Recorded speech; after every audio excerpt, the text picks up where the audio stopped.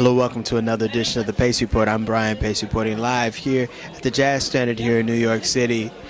Tenor saxophonist Houston Person came in a class during the late 1960s that introduced the world to soul jazz, where it fused both blues, straight ahead jazz, and R&B to jazz fans all over the world.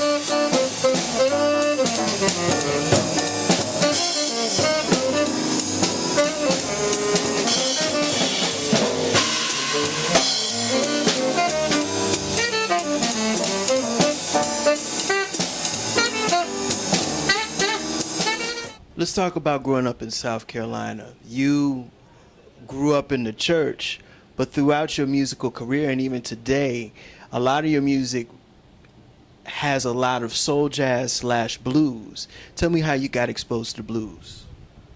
Oh, it was all around me on the jukeboxes. When I had jukeboxes and radio, everybody played the blues. And it wasn't so divided as it is now. You had blues bands that had jazz musicians in them, and it was just music. You know, we didn't necessarily use categories as much as they do now. You got all kind of categories, but it's all just music to me. You started off playing piano, but you segued into playing saxophone. How did you decide that the tenor was what you really wanted to play?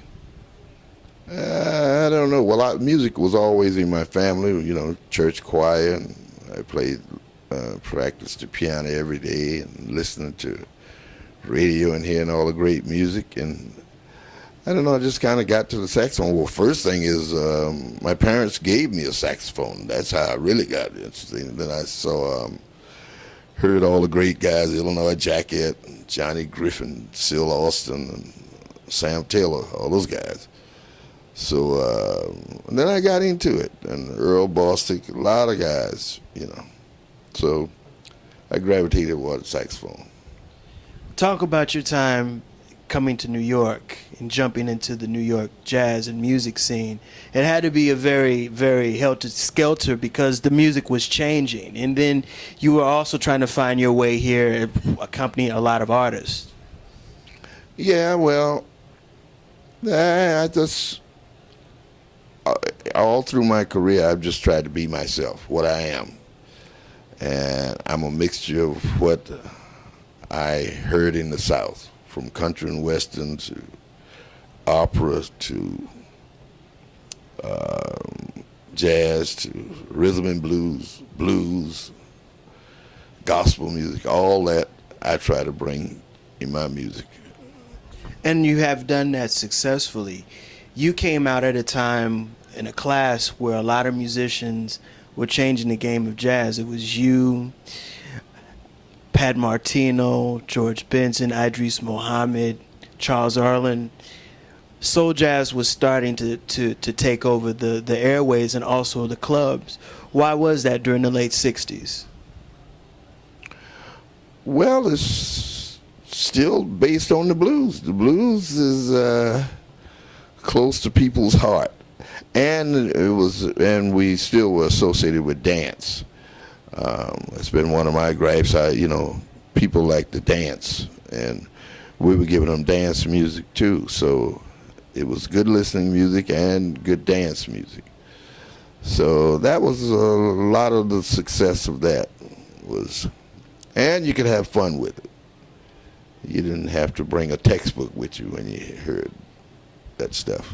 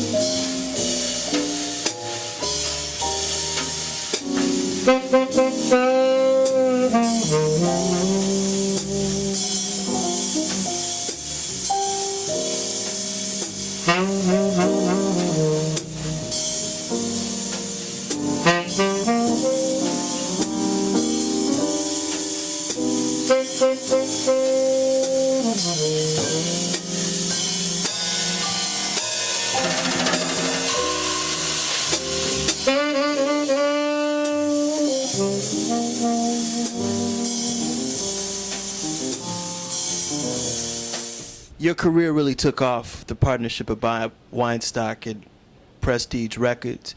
Tell me about your time with Bob Weinstock, as well as Rudy Van Gelder at Van Gelder Studios, because the sound of those records that you made were a little different than a lot of the other jazz recordings that came out at the time. Well, Bob Weinstock, I give him all the credit because he stuck with me. He really did. He kept bringing me back, and he must have known something. So I thank him very much, and we remained friends over the years. And Rudy has been, I call him, he's my producer. I produce my records, but Rudy has really helped me immensely. I can't tell you how much he's helped me through the years, and we've done tons of records together. Bob Porter, also your producer too, he was very instrumental. What was it that he wanted you guys to bring to the table late 1966, 67, and 68? Because Black Talk was a record that catapulted you and Charles Earland's career to monumental success. Yeah, well, Bob always had a feeling for the blues. When you put all the common denominators in there, it's still the blues. And he always gave you the opportunity to play the blues. And those who forgot, he just reminded them, hey, let's put the blues on here. So Bob, and he has a successful blues show on public radio. So that's his thing. And he had, Melvin Sparks, Leon Spencer, a bunch of us, and we just knew what to deliver. And radio played you guys a great deal. Even some R&B stations and soul stations at the time were playing Black Talk, and even your debut record. Oh, yeah. Yeah, I got a lot of play on all those stations. I remember my first interview ever was with Del Shields over at WLIB. It was LIB then. And got a lot of play, and I enjoyed that too, because I had a lot of the R&B stations. You got around and met those guys, and you got a good idea of the pulse of the public. People, and everybody was street then you knew what was happening on the street. And that's what kept it going, it was like street music.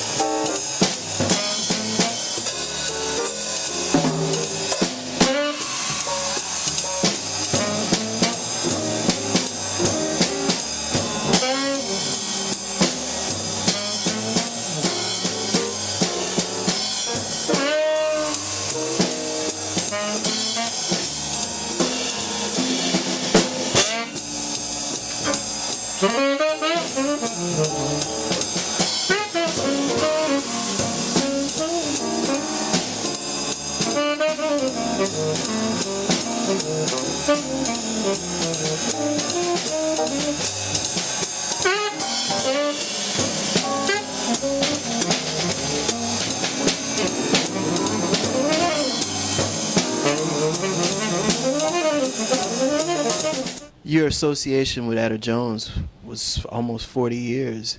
And a lot of people thought you guys were married, but you guys weren't married. You guys were just musical partners. Yeah. Explain the first time you met Etta, and how did you guys develop into that almost 40-year partnership? Oh, well, we were, I met her in Harlem one night up at Wells Restaurant. And then we didn't see each other again for a while, and I got a job, and they wanted a vocalist. We'd bring a vocalist with us, and we worked together. We didn't see each other for a while. And then I got another job, and I took her with me. And it just eventually, one day I got a job, and I didn't take her.